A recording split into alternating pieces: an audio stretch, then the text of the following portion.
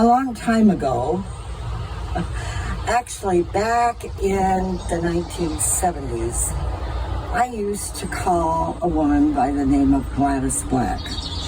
When my children would find a baby bird out of its nest, I would call Gladys to find out what I should do, and she would give me instructions on how to handle a baby bird out of the nest. And then all of my children left the nest, and I called Gladys one day to report a bird that was in a tree farm south of Osceola. And while I was talking to her, she said, "Why don't you come over and we'll go birding?" And I was so amazed. I thought, oh, this is just wonderful. Well, in the meantime, it was winter, and a snowy owl showed up. And John Klein, who was the Conservation Board Director at the time, had been asked to pick the snowy owl, which is a bird that comes down only in the wintertime from the Arctic area where it nests. And he called and asked me if I would like to go along because he knew that I was kind of enamored of Gladys. He was taking this bird to Gladys's rehab place in Pleasantville. And so I went along, and I got to see what she had, how she held birds. And that was the beginning of my going almost once a week to go birding with Gladys. That means going out and looking for bird species with binoculars and tripods, and I kept track of all the birds that I saw in a little binder. And then one day when I was there, she said,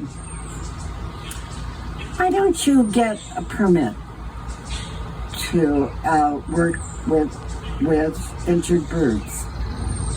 And I was so flattered that Gladys Black thought that I could do that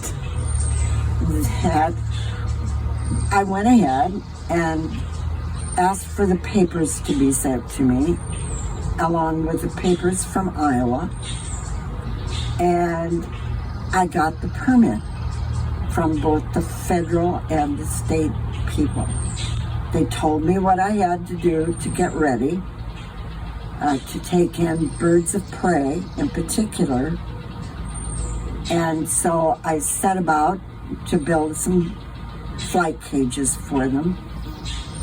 And when that was ready, I had to send them the pictures of what I had, and I got the permit. Then Gladys said, "Why don't you get permits to have an education bird?" And once again, I was so flattered that she thought I could do this. That meant I had to go into classrooms. I had to go to public meetings where they wanted some kind of a speaker, and I got the permits.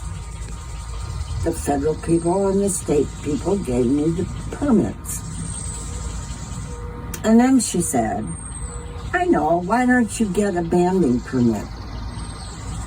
So once again, I was flattered that she thought I was capable of doing this, because Gladys had a huge personality. And I didn't suppose I could match that at all. But I went ahead and I got the banding permits from both the federal people and the state people. And so now I hold those 3 permits. The interesting thing about that is that Gladys stopped giving programs. She told everybody to call me, and she went birding.